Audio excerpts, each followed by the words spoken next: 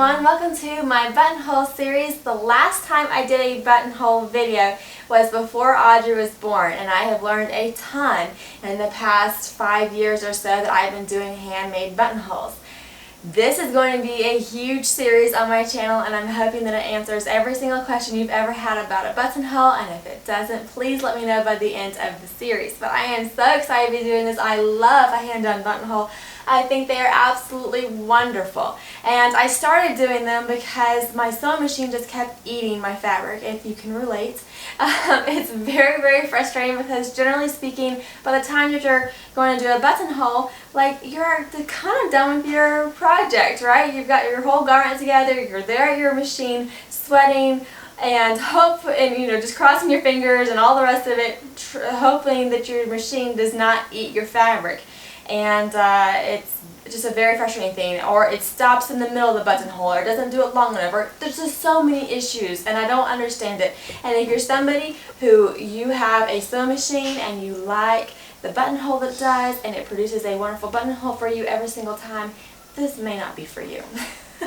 I'm very happy for you. But the other thing is a handmade buttonhole, even if your machine does it well, a handmade buttonhole is just pretty. It does not take a lot of effort for you to sit down and to learn how to do it, and before you know it, you have made a beautiful buttonhole time and time again. And there's just no comparing, even when your machine does it correctly, there's no comparing a well done handmade buttonhole to a well done machine buttonhole. They are gorgeous, and there's a number of them that you can do.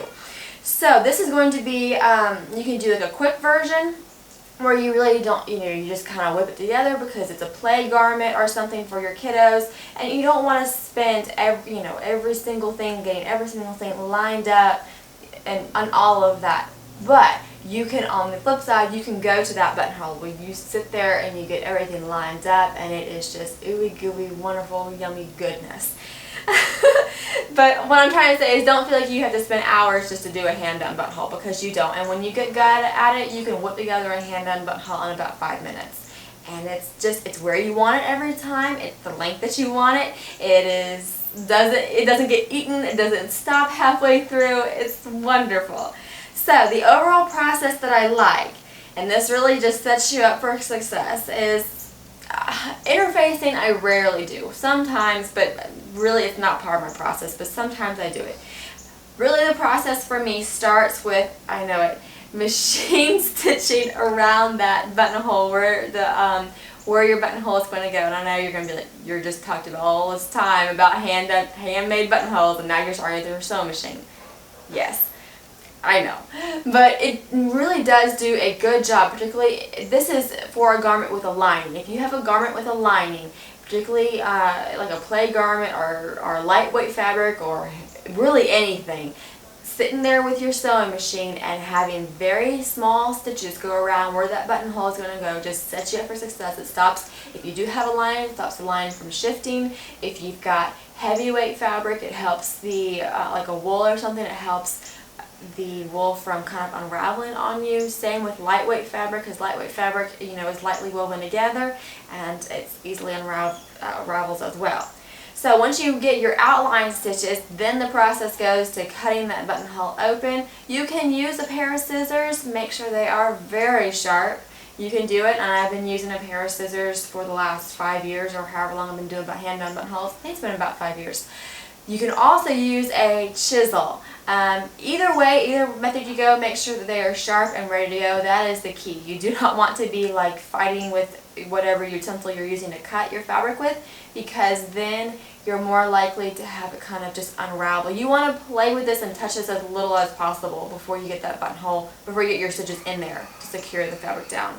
So then you can go to beeswax. So beeswax has a number of wonderful things. You can use beeswax to secure like the cut edges before you have your buttonhole stitches in there. You can have just the beeswax strips to secure those edges to help your fabric from unraveling, which is just wonderful. You can also have the beeswax go through whatever fiber you're using for your buttonholes for those stitches. and it's all yummy goodness. You can iron the beeswax into that fiber, and it'll actually make it just like stand up, and it makes it super strong and wonderful to work with. So beeswax is great. Now if I'm just doing like a whip together a hand done buttonhole for like a play garment or something, and I just want to get her done, then I don't take the time to put the beeswax around the edges of the fabric, but it's still nice just to put your fiber through. And I might not iron it down because I might not be next to my iron. Usually I do those buttonholes like at the end of the day. I just have my little sewing caddy, like, you know, hanging out with my husband, and I don't have the iron and I don't go through all that stuff. But you can, and it's yummy goodness when you do. So then you do your buttonhole stitches, and you just kind of go up one side, you do whatever shape you want to do, and back down the other side, and then finish off again with whatever shape. And we will get into shapes in just a second. So then I will iron the buttonhole when I'm done with that, and if I did put beeswax on it, it kind of like melts the beeswax away, like any excess, it just sort of cleans it up. So then, common ends of a buttonhole. You have the regular tab, and that is generally what a sewing machine will do. And so that's just the little straight stitches over to make a tab. You can also have a round buttonhole, and this is taking a buttonhole that you've cut straight, and you haven't removed any fabric. That's the word, fabric from the ends. But it just cuts straight, and you just start to, instead of doing the tabs, you just start to like stitch around, and it just makes a round buttonhole. It just sort of creates itself without having to remove any excess fabric. But a keyhole buttonhole is one that you do remove excess fabric. So you'll take a little punch sort of thing, or I guess you could use scissors and just carefully trim a circle out of that. And that's a keyhole buttonhole, and you only have that circle on one side, so you'll do tabs on the other side of that buttonhole. Then you can also do a little triangle buttonhole, and these are less common. Again, you don't have to, you can remove a tiny bit of fabric if you want to, but you can kind of just stitch them in and have it be a little triangle. So what fibers do you use? So you can use a range of fibers, and this is one of the things that's so special, is you can have the buttonhole really pop out at you. You can use a ton of different fibers. It's a lot of fun. And things that I love, I first started with just regular old floss, and it's still a good option. Particularly if you're using lightweight fabric, you can only use like one strand, 2 strands of floss, and have that do your buttonhole. You can also use tatting thread, and this is what I've kind of graduated to. It's a little bit more of like the sophisticated sister or whatever to the floss, because tatting thread is it's a very strong fiber, so it can get rubbed on over and over and over again, and it's not really it's still gonna be all nice and together. I also tat, and if you've seen tatted lace, it's a strong lace. So I love tatting thread, and the higher the number, the better. The smaller it is, so particularly for fine weight fabric, it does a great job. You can also use pearl cotton, and for like the medium weight play garments, just kind of like everyday things, I love pearl cotton. It is readily available. It's also cost effective. You can do other things with pearl cotton. I like size 12 for this, and it's also very strong. So then you can also use something like cotton or border. Cotton or border is also known as cut work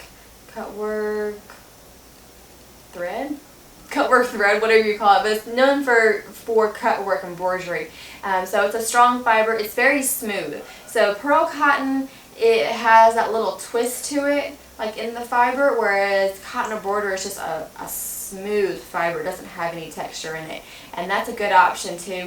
Now the Cadillac, the winner of all of these fibers, is the silk buttonhole twist, and the sucker is expensive.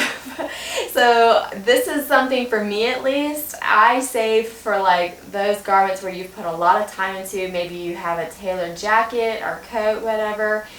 Maybe you have a situation. See, it's beautiful, okay? But it also, for me, it takes the cake when dealing with those situations where you've got a lot of wool and you're looking at it and you're wondering how this is going to work.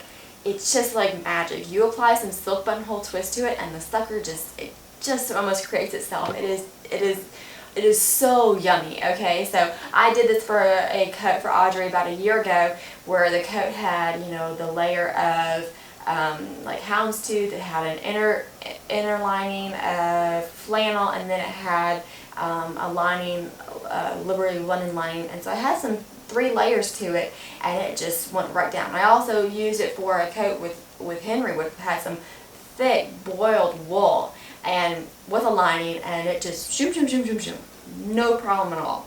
So what tools?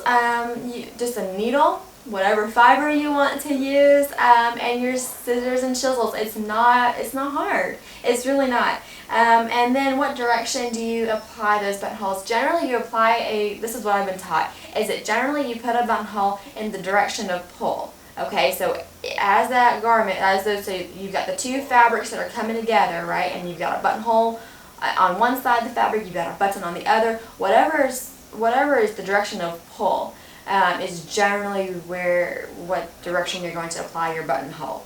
And hand-done buttonholes, not only are they beautiful, but they are so durable. They are so much more durable than a machine-done buttonhole.